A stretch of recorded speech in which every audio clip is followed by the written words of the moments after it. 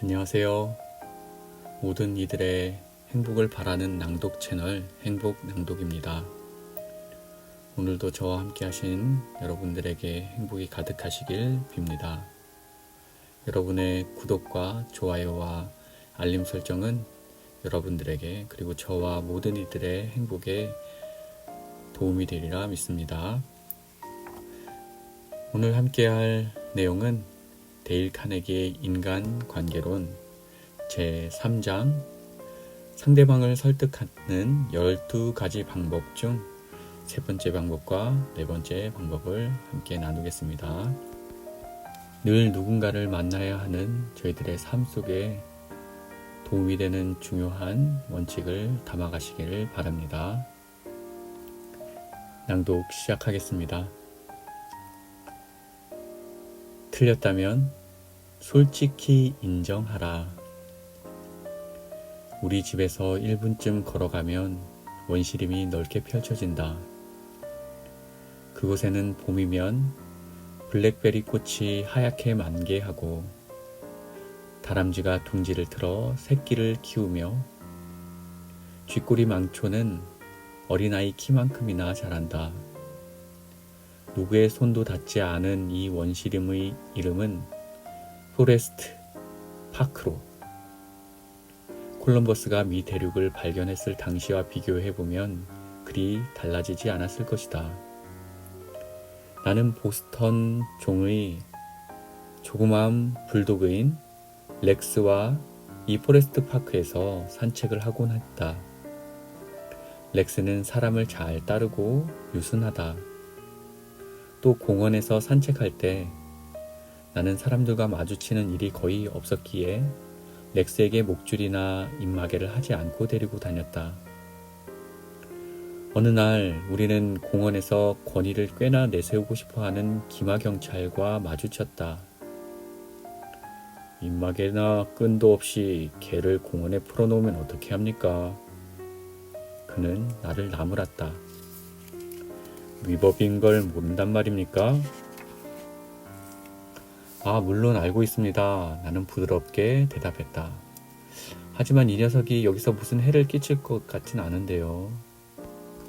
해를 끼칠 것 같지 않다니. 해를 끼칠 것 같지 않다고?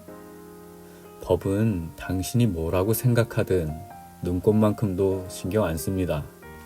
당신 개가 다람쥐를 죽이거나 아이를 물어뜯을 수도 있습니다. 자, 이번에는 봐주지만 여기서 이 개가 입마개나 끈도 없이 돌아다니는 게 다시 한번 눈에 띄면 당신은 판사하고 이야기해야 할 겁니다. 나는 순순해 그렇게 하기로 약속했다. 그리고 나는 몇 번은 약속을 지켰다. 하지만 렉스는 입마개를 좋아하지 않았으며 그건 나도 마땅치 않았다. 그래서 나는 기회를 봐서 렉스를 자유롭게 풀어놓았다. 한동안은 모든 게 좋았다. 그러다 공경에 처하고 말았다. 어느 날 오후에 렉스와 나는 언덕마루를 넘어 달리기 경주를 하다가 당황스럽게도 암갈색 말을 탄 그 경찰과 다시 딱 마주쳤다. 렉스는 내 앞에 있다가 그 경찰을 향해 달려가고 있었다. 나는 대가를 치러야 했다. 그건 부인할 수 없는 사실이었다. 그래서 나는 기마경찰이 이야기하기 전에 먼저 나서기로 했다.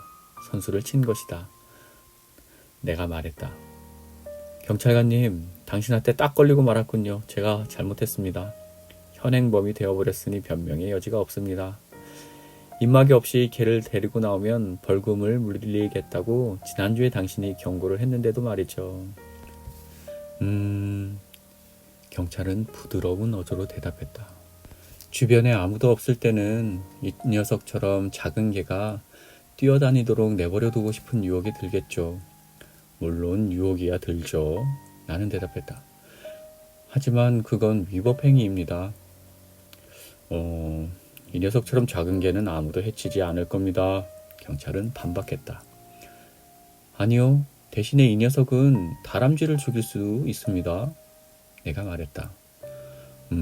글쎄 내 생각엔 선생께서 이 문제를 너무 심각하게 여기시는 것 같군요. 이렇게 하시죠. 제 눈에 띄지 않는 언덕 너머에서 걔가 뛰어다니도록 하세요. 그러면 문제 삼지 않겠습니다. 그 경찰도 인간인지라 자신의 위신을 세우고 싶었다.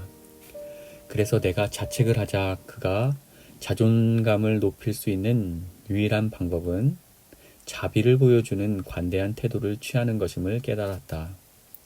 반면 내가 나 자신을 옹호하려 했다면 어떻게 되었을까? 경찰관과 다퉈 본 적이 있는 사람은 충분히 예상할 수 있을 것이다.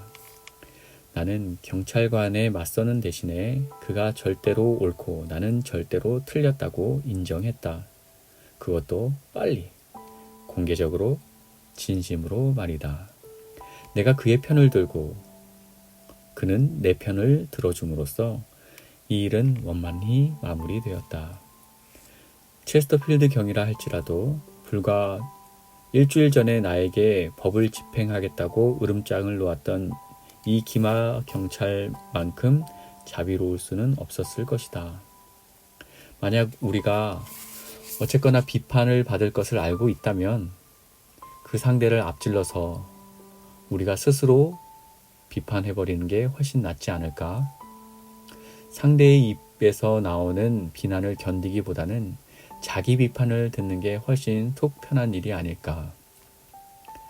상대가 생각하거나 말하고 싶거나 말하려 하는 나의 비판할 만한 사실을 모두 스스로 말해보자.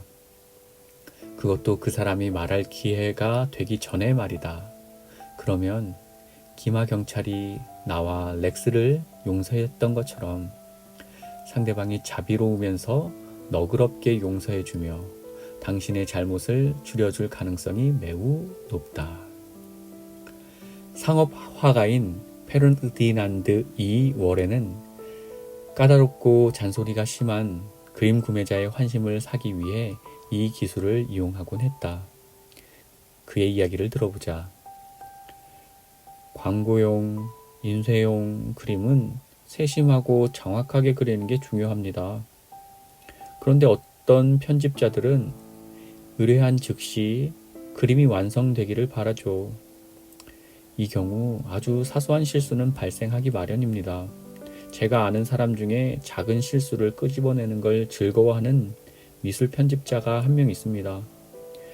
저는 종종 속이 뒤틀린 채 그의 사무실을 나왔는데 그건 비판을 받았기 때문이 아니라 그가 비판하는 방식 때문이었습니다. 얼마 전 저는 그 편집자에게 급하게 처리한 작품을 전달했는데 그는 전화로 당장 사무실로 오라고 하더군요. 뭔가 실수가 있다고 말이죠. 편집자 사무실로 들어서면서 제가 예상했던 딱 그대로의 상황이 벌어지고 있음을 알 수 있었습니다. 그는 푸르락 하는 한편 비난할 기회가 생겨 고소하다는 듯 저를 바라보았습니다. 왜 작업을 이렇게 했고 저렇게 했는지 저를 다그치며 물었죠. 제가 광자에서 배운 대로 자기 비판을 적용할 기회가 온 거죠. 그래서 이렇게 말했습니다. 당신 말이 사실이라면 제가 실수를 저지른 거고 그 실수에 대해서는 변명의 여지가 없습니다. 당신과 오랫동안 작업해 왔으니 그런 실수를 하지 말았어야 하는데 말이죠. 제 자신이 부끄럽군요. 그러자 그는 즉각 저를 옹호하기 시작하더군요. 그래요. 당신이 실수한 게 맞지만 어쨌든 간에 심각한 실수는 아닙니다. 이건 그냥... 저는 그의 말을 막고 이렇게 말했습니다. 어떤 실수든 간에 비용도 들고 골치 아프기 마련이죠. 그가 중간에 제 말을 자르려 했지만 저는 그냥 두지 않았습니다. 굉장한 시간이었죠. 제 평생 처음으로 제가 스스로를 비판하고 있었어요. 게다가 저는 그 일이 마음에 들더군요. 저는 말을 이어갔습니다. 제가 좀 더 주의를 기울였어야 했어요. 당신은 제게 일거리도 많이 주셨고 정말 고마운 분이신데 이 그림은 전부 다시 그리겠습니다. 아니 편집자는 이의를 제기하더군요. 당신을 그렇게 곤란하게 만들려는 게 아닙니다. 그는 제 작품을 칭찬하면서 약간만 수정하길 원했고 회사 측에 별 손해를 끼치지 않을 거라고 절 안심시켰습니다. 어쨌든 사소한 실수에 불과해서 우려할 것도 없다는 거죠. 제가 진심으로 스스로를 비판하자 그는 시비 걸 생각을 몽땅 상실해버립니다.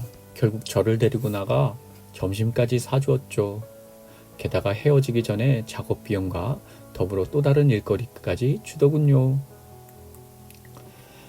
바보라도 자신의 실수에 대해 변명할 수 있고 또 대부분이 그렇게 한다. 하지만 자기 잘못을 인정하는 일이야말로 그를 남들보다 돋보이게 하고 고귀한 존재처럼 느끼게 해준다. 예를 들어 역사상에 기록된 로버트 E. 리 사령관의 가장 멋진 행적은 게티즈버그 전투에서 피켓 장군의 돌격 작전이 실패했을 때 그 책임을 전적으로 자신에게 있다고 나선 모습이었다. 피켓의 돌격 작전은 의심할 여지 없이 서구 역사상 가장 화려하고 인상적인 공격 작전이었다. 조지 E. 피켓 장군 자체가 멋진 사람이었다. 길게 늘어뜨려 묶은 젓갈색 머리는 어깨에 닿을 정도였고 나폴레옹이 이탈리아 원정 때 그랬던 것처럼 그 또한 전쟁터에 머무르면서 열정적인 구애의 편지를 거의 매일 썼다. 비극적인 7월 어느 오후 피켓 장군이 모자를 오른쪽으로 비스듬히 기울여 쓰고는 북부군의 전열을 향해 위풍당당한 모습으로 말을 타고 나아가자 그의 충성스러운 군대가 환호성을 울렸다. 그들은 깃발을 휘날리며 햇빛에 반짝이는 총검을 들고 카리스마 넘치는 모습으로 대열을 진두지휘하는 장군의 뒤를 따랐다. 놀랍고도 멋진 광경이었다. 그 광경을 본 북군 진영은 술렁거렸다. 피케체의 군대는 거침없는 행보로 과수원과 옥수수밭을 지나고 목장을 가로질러 계곡을 앞으로 건너갔다. 적들의 계속된 포격으로 대열에 치명적인 구멍이 생겼지만 군대는 불굴의 의지로 무너지지 않고 계속 진군했다. 그런데 갑자기 세미테리 리지의 석벽에 숨어있던 북군이 튀어나와 피켓 장군의 군사들에게 일제 사격을 가했다. 협곡은 온통 불길에 휩싸였고 시체로 뒤덮였으며 활활 타오르는 화산처럼 보였다. 단 몇 분 만에 피켓 연대의 지휘관들은 단 한 명만 빼고 모두 전사했으며 5,000명의 병력 중 5분의 4가 몰살당했다. 루이스 A. 아미스테드 장군은 남아있는 병사들을 이끌고 최후 돌격을 나섰다. 그는 돌벽 위로 올라가서는 칼끝에 모자를 꽂아 흔들며 소리쳤다. 칼로 무찌르자! 돌격 앞으로! 병사들은 그의 명령에 따랐다. 벽을 뛰어넘어 적들을 총검으로 찌르고 소총 개머리판으로 머리통을 부수었으며 세미테리지의 위에 남군의 깃발을 꽂았다. 그러나 깃발이 휘날릴 수 있었던 것은 아주 잠깐이었다. 이 짧은 순간이 남부연합군에게는 최고의 순간이었다. 피케체의 돌격 작전은 멋지고 영웅적이었지만 종말의 시작을 알리는 사건이었다. 리 장군은 실패했고 더 이상 북부군을 무찌를 수 없다는 걸 그도 알고 있었다. 남부군의 운명은 결정되었다. 리 장군은 너무나 큰 슬픔과 충격에 휩싸인 나머지 당시 남부 연방의 수장이었던 제퍼드 데이비스에게 사의를 표명하고 보다 젊고 유능한 자를 임명해달라고 요청했다. 리 장군이 피켓의 돌격 작전이 실패한 책임을 다른 사람에게 전가하려고만 했다면 아마 수십 가지의 변명거리를 찾을 수 있었을 것이다. 리 장군 휘하 부대 지휘관들 중에는 그의 기대와 달리 임무를 제대로 수행하지 못한 이들도 있었다. 기병대는 제때 도착하지 못했고 포병 공격을 지원해주지도 못했다. 모든 일들이 제대로 돌아가지 않았다. 하지만 고결한 인품의 리 장군은 다른 사람에게 책임을 돌리지 않았다. 패배하여 만신창이가 된 피케체 군대가 남부군 진영으로 간신히 돌아왔을 때 리 장군은 혼자서 말을 타고 나와 그들을 맞으며 장엄하다고 할 정도로 자책했다. 이 모든 것이 내 잘못이다. 내가, 그리고 오직 나만이 이 전투에 패배한 것이다. 역사상 이처럼 자신의 책임을 인정할 용기와 성품을 가진 장군은 거의 없었다. 엘버트 허바드는 온 나라를 떠들썩하게 할 정도로 아주 독창적인 작가로 그의 문장은 너무 신랄해서 격렬한 거부 반응을 일으키기도 했다.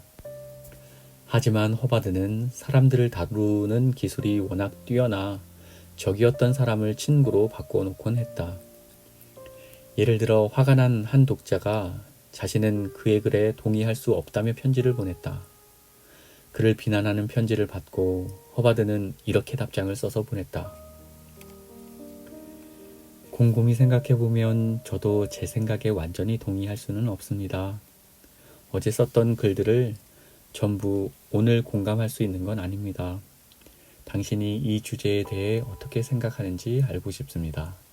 다음에 이 근처에 오실 때 꼭 들러주세요. 시간이 얼마나 걸리든 이 문제에 대해 끝까지 토론해 봅시다. 멀리서나마 당신과 악수하고 싶습니다. 당신의 충실한 친구로부터. 이렇게 이야기하는데 당신이라면 더 이상 뭐라 말할 수 있겠는가? 우리의 의견이 옳다면 사람들을 부드럽고 재치 있게 우리가 생각하는 방식으로 유도하자. 하지만 우리가 틀렸을 때는 스스로의 잘못을 빨리 그리고 진심으로 인정하자. 그렇게 하면 놀라운 결과를 얻어낼 뿐만 아니라 믿기지 않겠지만 상황에 따라서는 스스로를 옹호하는 것보다 훨씬 더 유쾌하다. 다음의 오랜 격언을 떠올려 보라. 싸움으로는 결코 충분히 얻어낼 수 없지만 양보하면 기대했던 그 이상을 얻어낼 수 있다. 그러므로 상대를 설득하고 싶다면 다음과 같이 해보라. 잘못했으면 빨리, 그리고 진심으로 잘못을 인정하라. 상대를 이해시키는 가장 빠른 방법. 화가 났을 때 남에게 싫은 소리를 퍼붓고 나면 화가 풀리고 기분이 좋아진다. 그렇다면 상대는 어떨까? 당신처럼 속이 시원해질까? 공격적인 말투와 적대적인 태도를 보이면 상대방이 당신에게 쉽게 동의할까? 우드로 윌슨은 다음과 같이 말했다. 만약 당신이 주먹을 불끈 쥔 채 다가온다면 나도 분명 당신처럼 주먹을 재빨리 움켜쥘 것입니다. 반면 나에게 와서 앉아서 같이 상의 좀 합시다. 우리 의견이 서로 다르면 왜 다른지, 그리고 뭐가 정말 문제인지 알아봅시다 라고 말하면 우리는 서로 의견 차이가 크지 않으니 인내심을 갖고 합의하면 의견 일치를 볼 수 있다고 생각할 것입니다. 우드로 윌슨이 한 이 말의 진가를 존 디 록펠러 2세만큼 알아본 이도 없었다. 1915년 당시 록펠러는 콜로라도주에서 가장 증오의 대상이 되었던 사람이다. 미국 산업 역사상 가장 잔혹했던 파업으로 인해 지난 2년 동안 그 도시는 끔찍한 충격에 휩싸인 상태였다. 성난 광부들이 록펠러가 경영했던 콜로라도 채광 회사에 임금을 올려달라고 요구했다. 건물이 파괴되고 군대가 출동했다. 유혈이 낭자했고 파업자들은 총에 맞았으며 광부들은 총알로 벌집이 되었다. 미움이 들끓는 그런 분위기에서 록펠러는 자신의 방식대로 파업 노동자들을 설득하고자 했다. 그리고 성공했다. 어떻게 가능했을까? 지금부터 살펴보기로 하자. 파업자들과 친해지기 위해 몇 주 동안 노력한 뒤 록펠러는 파업자 대표위원들에게 연설을 했다. 그 연설 전체가 하나의 걸작품이었다. 그는 연설로 놀라울 만한 결과를 얻어냈다. 록펠러를 둘러싼 위협적이고 거센 증오의 물결이 가라앉았으며 심지어 그의 추종자들도 많이 생겼다. 그 우호적인 연설 때문에 파업자들은 그동안 벌였던 임금 인상에 대한 투쟁을 멈추고 일터로 돌아갔다. 이 놀라운 연설의 서문이 아래에 있다. 이 연설이 얼마나 멋지게 우호의 분위기를 이끌어가는지 잘 살펴보자. 록펠러는 얼마 전까지만 하더라도 사과 나무에 그의 목을 매달고 싶어 하던 사람들 앞에서 연설했다는 사실을 명심하자. 그럼에도 그는 마치 의료봉사단 앞에서 연설하는 듯 온화하고 다정하게 연설했다. 그의 연설은 제가 여기 있는 것이 자랑스럽습니다. 여러분들의 가정을 방문하고 여러분의 아내들과 아이들을 만나면서 우리는 이방인이 아닌 상호 우호적인 생각과 공통의 이해관계를 가진 친구로서 여기에 마주하고 있습니다. 여러분의 호의로 저는 이 자리에 서 있습니다. 와 같은 문구로 가득 차 있다. 록펠러는 다음과 같이 연설을 시작했다. 오늘은 제 생에 기억될 만한 날입니다. 이 위대한 회사의 직원 대표, 관리자, 임원들을 처음으로 모두 한 자리에서 만나는 행운의 날이기 때문입니다. 이 자리에 서게 되어 매우 영광이며 제 평생 이 모임을 잊지 못할 것입니다. 모임이 2주 전에 열렸더라면 저는 몇 사람만을 알아볼 수 있었을 뿐 여러분 대부분에게는 이방인으로 이 자리에 서 있어야만 했을 것입니다. 지난주에 저는 서쪽 탄광지대의 모든 작업장을 방문해 부재적인 분을 제외한 모든 근로자 대표들과 개인적으로 이야기 나눴습니다. 또 여러분들의 가정을 방문해 아내분들과 아이들을 만나보았습니다. 이제 우리는 이방인이 아니라 친구로서 여기 모였습니다. 이런 상호 우호의 분위기 속에서 저는 여러분들과 우리의 공통 관심사에 대해 토론할 기회를 얻게 되어 매우 기쁩니다. 이 모임은 회사 임원들과 근로자 대표들 간의 모임입니다. 그런데 임원도 근로자도 아닌 제가 감히 여기 있을 수 있는 것은 여러분의 호의 덕분입니다.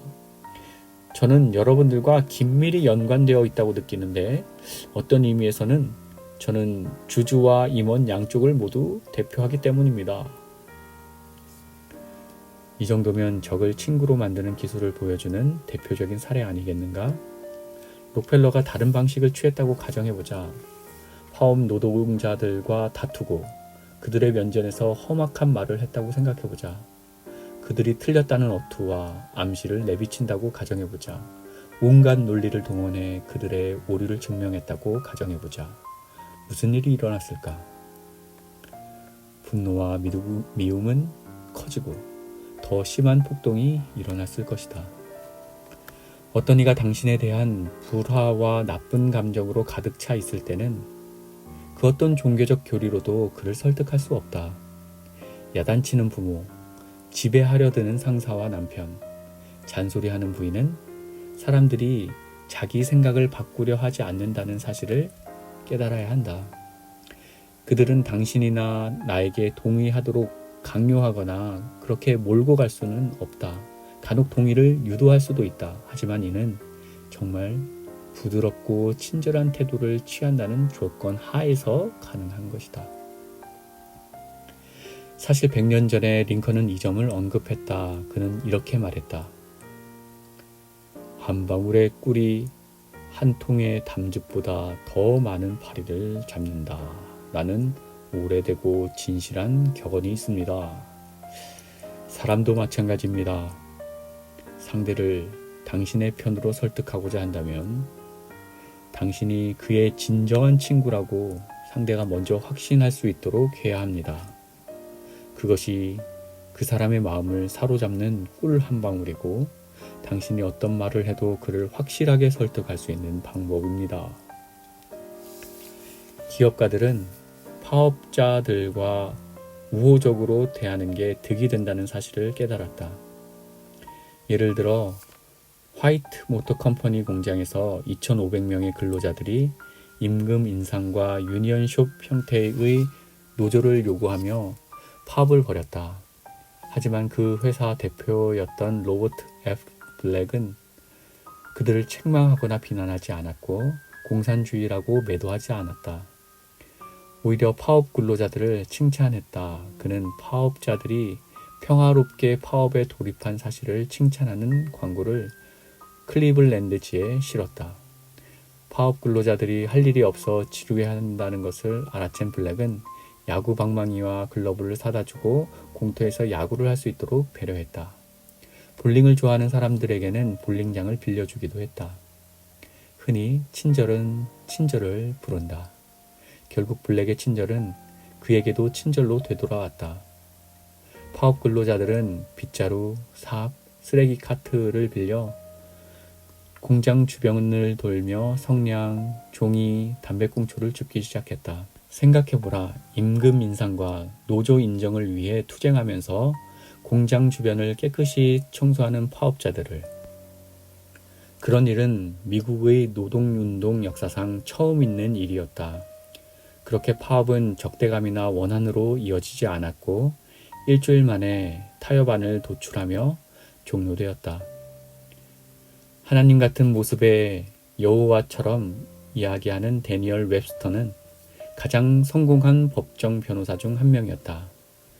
하지만 그는 자신의 가장 설득력 있는 변론을 다음과 같은 우호적인 표현으로 시작하곤 했다. 배심원분들께서는 이런 점을 고려해 주시기 바랍니다. 이것은 아마도 고려할 가치가 있다고 생각합니다. 여러분들의 이러한 사실을 간과하지 않으시리라 저는 믿습니다. 인간 본성에 새겨진 지식에 힘입어 여러분들은 이 사실들에 담긴 의미를 쉽게 파악할 수 있을 겁니다. 그는 밀어붙이지 않았다. 강압적인 방법도 쓰지도 않았다. 자신의 의견을 다른 이에게 강요하려고 하지 않았다. 웹스터는 부드러운 어조로 침착하고 우호적인 변론 방식을 사용했으며 이런 점이 그의 명성에 도움이 되었다. 당신은 파업을 수습하거나 배심원들에게 변론을 해야 하는 경우가 거의 없겠지만 집세를 깎아야 할 일은 있을 것이다. 이때도 우호적인 접근 방식이 효과가 있을까? 한번 살펴보자. 엔지니어인 O.L. 스트라우브는 집세를 깎고 싶었다. 그는 집주인이 매정한 사람이라는 걸 알고 있었다. 그는 우리 광자에 와서 동료 수강생들 앞에서 다음과 같이 발표했다. 저는 집주인에게 편지를 썼습니다. 임대기간이 끝나면 방을 비울 거라고 알렸죠. 사실은 이사를 가고 싶지 않았어요. 집세를 좀 깎을 수 있으면 더 머물고 싶었습니다. 하지만 별 가망은 없어 보였습니다. 다른 거주자들도 시도했지만 실패했죠. 모두가 주인과 협상하기는 너무 어렵다고 말하더군요. 저는 혼자서 이렇게 말했습니다.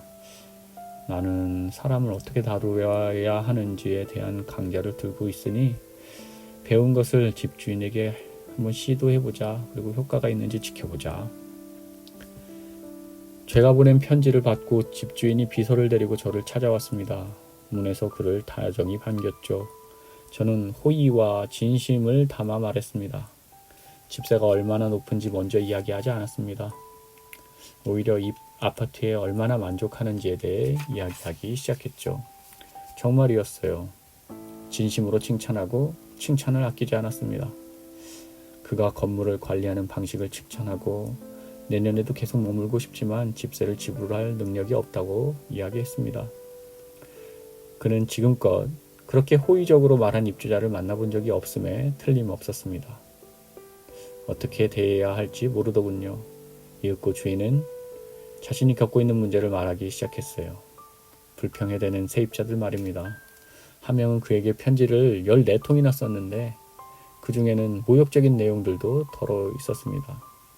또 어떤 이는 위층에 코 고는 소리를 멈추게 하지 않으면 계약을 파기한다고 협박했어요. 당신처럼 만족하는 세입자가 있다는 게 너무나 다행이네요 라고 말하더군요. 그러고 나서 제가 요청하지도 않았는데 주인 집세를 좀 깎아주더라고요. 저는 좀 더 깎기를 원했기에 제가 지불할 수 있는 금액을 밝혔고 주인은 어떤 반론도 없이 바로 동의했죠. 주인은 자리에 일어날 때 저를 돌아보며 물었습니다. 제가 실내 인테리어를 좀 추가로 해드릴까요?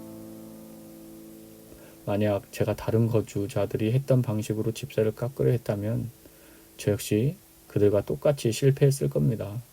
집세를 낮출 수 있었던 건 친절하고 동정심을 이끌어내고 감사할 줄 아는 방식 때문이었죠. 또 다른 예를 보자. 이번에는 여성의 경우다. 롱아일랜드 해변에 있는 가든시티에 사는 도로시 데이 부인은 사교계의 유명 인사다. 그녀의 이야기를 들어보자. 최근에 저는 친한 친구들 몇 명을 불러 작은 오찬 모임을 가졌습니다.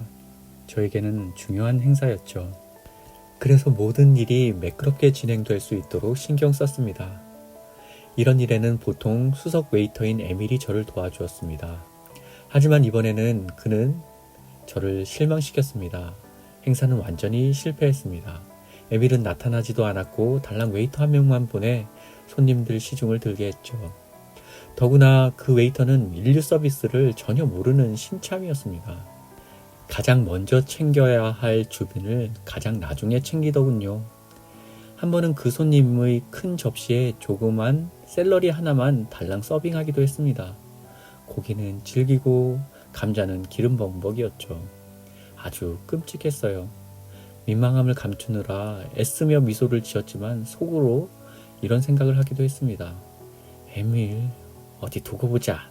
속이 후련해지도록 닥달해주겠어.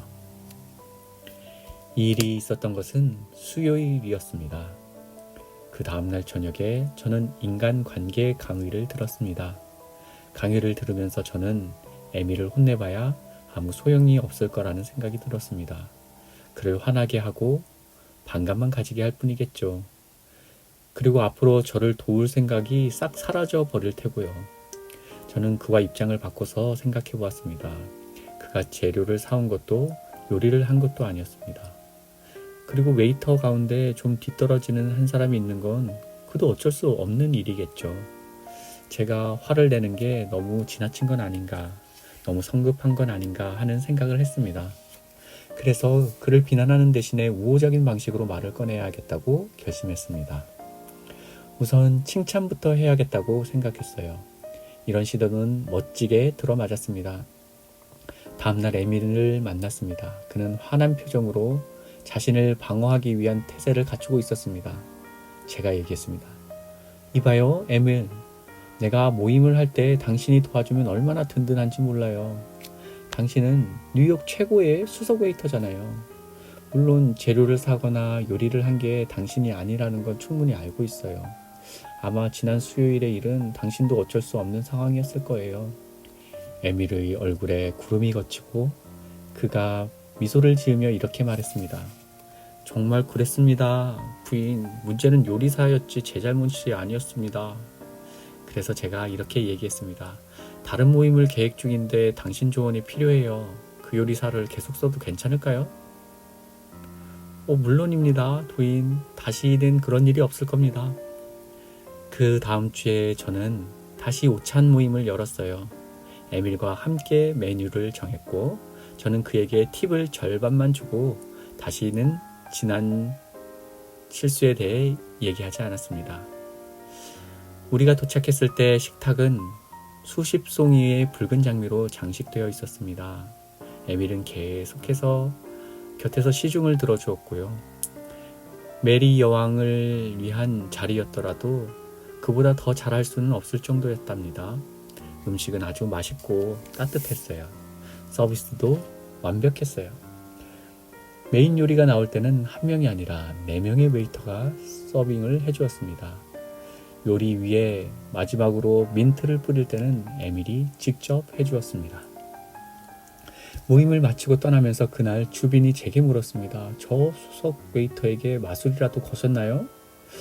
이런 훌륭한 서비스와 정성은 지금껏 본 적이 없습니다. 그녀의 말이 맞았습니다. 우호적인 태도와 진심 어린 감사라는 마법을 사용했으니까요. 오래전에 내가 미주리 주 서북부 지역에서 맨발로 숲을 지나 시골 학교를 다니던 시절에 햇빛과 바람에 대한 우화를 읽은 적이 있다. 그들은 누가 더 강한지를 두고 다퉜다. 바람이 말했다. 내가 강하다는 것을 증명하지. 저기 코트 입고 지나가는 늙은이를 봐. 내가 너보다 코트를 더 빨리 벗게 할 수 있다고 장담하지. 그래서 햇빛은 구름 뒤에 숨고 바람은 태풍이 될 때까지 계속 불었다. 하지만 바람이 세질수록 노인은 코트를 더 세게 여몄다. 결국 바람이 흥분을 가라앉히고 포기하자 햇빛이 구름 뒤에서 나와 노인을 향해 친절하게 미소를 지었다. 그제서야 노인은 이마를 닦으며 코트를 벗었다. 그러면서 햇빛은 바람에게 친절함과 호의가 분노와 강압보다 항상 강하다고 말했다. 아주 멀리 떨어져 있어 내 생전에 한 번이라도 가볼 수 있으리라곤 감히 상상도 해보지 못한 보스턴은 역사적으로 유명한 교육과 문화의 중심지였다. 내가 이 우화를 읽던 시절 보스턴에서는 이 우화에 담긴 진리가 실제로 펼쳐지고 있었다. 신기하게도 그 이야기의 주인공이자 의사인 비 박사는 그로부터 30년이 지난 후에 내 강좌의 수강생이 되어 당시의 이야기를 들려주었다. 당시 보스턴의 신문들은 낙태 전문가라든가 돌팔이 의사들이 내는 허위 의료 광고가 넘쳐나고 있었다. 이들은 사람들에게 병을 치료해 준다고 하면서 실제로는 남성성의 상실이라는 이야기를 들먹거리며 순진한 사람들을 겁먹게 한 다음 등쳐먹는 경우가 많았다. 그들의 치료라는 것은 사실 피해자들에게 끊임없이 겁을 주는 것일 뿐 실제 치료는 전혀 없었다. 소위 낙태 전문가라는 사람들이 일으키는 사망사고도 끊이지 않았다. 하지만 처벌되는 경우는 많지 않았고 대부분 벌금을 약간 물거나 정치적 영향력을 행사해 풀려나곤 했다. 상황이 너무 안 좋아지자 보스턴의 양식 있는 사람들이 이대로 두고 볼 수는 없다며 들고 일어섰다. 성직자들은 설교를 통해 이런 신문 광고를 비난하고 그런 광고가 더 이상 실리지 않도록 하나님께 기도했다. 시민단체, 기업인들, 여성단체, 교회, 청년단체 등이 모두 과장된 허위 의료 광고를 비난하면서 퇴치 운동에 나섰지만 성과가 없었다. 주의회에서도 이런 불건전한 광고를 불법화하려는 치열한 논쟁을 벌였지만 번번이 뇌물과 정치적 압력에 의해 무산되고 말았다. 당시 비 박사는 독실한 보스턴 기독교인 공동체인 모범시민위원회 위원장을 맡고 있었다. 그곳에서도 여러모로 노력을 기울여 보았지만 성과는 없었다. 그런 의료범죄 행위에 맞서 싸우기에는 희망이 없어 보였다. 그러던 어느 날 저녁 비 박사는 분명 예전에 누구도 해본 적이 없는 일을 시도해 보았다. 칭찬, 공감, 친절이란 방법을 시도했던 것이다. 그는 신문사가 스스로 그런 광고를 내지 않도록 하기 위해 노력했다. 그는 보스턴 헤럴드 편집장에게 편지를 보내 자신이 얼마나 그 신문을 좋아하는지 이야기했다. 자신은 항상 그 신문을 읽는데 뉴스의 소재가 늘 깨끗하고 선정적이지 않으며 사설도 훌륭하다고 칭찬했다. 온 가족이 함께 읽는 좋은 신문이라고도 말했다. 자신의 생각으로는 뉴잉글랜드주에서 가장 좋은 신문일 뿐만 아니라 미국 전체로 보더라도 인류에 속하는 신문임에 틀림없다고 칭찬했다. 그는 계속해서 이렇게 썼다. 그런데 어린 딸을 둔 내 친구가 이렇게 말하더군요. 어느 날 저녁에 딸이 신문에 낸 낙태 광고를 큰 소리로 읽더니 그 광고에 나오는 문구들이 무슨 뜻인지 물어보더랍니다. 제 친구는 당황해서 어떻게 답해줘야 할지 모르겠다고 했죠. 귀사의 신문은 보스턴의 상류 가정에는 거의 다 배달됩니다. 그런데 제 친구 집에서 이런 일이 벌어졌다면 그 밖에 수많은 다른 가정에서도 이런 일이 일어나지 않는다는 보장이 있을까 싶네요. 만일 편집장님께도 어린 딸이 있다면 따님이 그런 광고를 보도록 놔두시겠습니까? 그리고 만약 따님이 그런 광고를 읽으며 무슨 뜻인지 물어보면 뭐라고 말씀하시겠습니까? 이처럼 훌륭하고 모든 면에서 거의 완벽한 귀사의 신문이 이런 오점이 있다니 유감입니다. 아빠들은 이제 딸이 신문을 들고 오는 것조차 두려워하고 있습니다. 수천의 독자들이 저처럼 생각하고 있지 않을까요? 그러자 이틀 후 보스턴 헤럴드 편집장이 비 박사에게 편지를 보내었다. 박사는 그 편지를 수십 년간 서류함에 넣어 고이 보관해오다가 최근 내 광좌에 참여하면서 내게 주었다. 지금 내 앞에 그 편지가 놓여있다. 그 편지는 1904년 10월 13일에 보낸 것으로 적혀있다. 비 박사님께 지난 11일에 신문사 편집장 앞으로 보내주신 편지에 대해 진심으로 감사드립니다. 그 편지는 제가 편집장이 된 이후로 계속 고민해오던 조치를 취하는 데 결정적인 역할을 했습니다. 보스턴 헤럴드는 다음 주 월요일부터 혐오스러운 내용의 광고를 가능한 모두 실지 않기로 결정했습니다. 과대 의료 광고나 낙태 관련 광고 또는 이와 유사한 광고는 완전히 없애기로 했으며 당장 추방하기는 어려운 다른 의료 광고들은 절대 불쾌감을 주는 일이 없도록 감독하겠습니다. 이런 조치를 취하는 데 도움을 주신 박사님께 다시 한번 감사를 드리며 이만 줄이겠습니다. W.E. 하스켈 편집장 드림. 수많은 우화를 지어낸 이솝은 기원전 600년경 그리스의 크로이소스 왕 시절의 궁정 노예였다. 하지만 그가 인간의 본질에 대해 가르쳤던 진리들은 2500년 전 아테네에서만큼이나 지금의 보스턴과 버밍엄에서도 통용된다. 햇빛은 바람보다 더 빨리 코트를 벗길 수 있었다. 친절하게 대하고 우호적으로 접근하며 감사해 하는 것이 세상의 그 어떤 거센 파도보다 폭풍보다도 사람들의 생각을 더 쉽게 변화시킬 수 있다.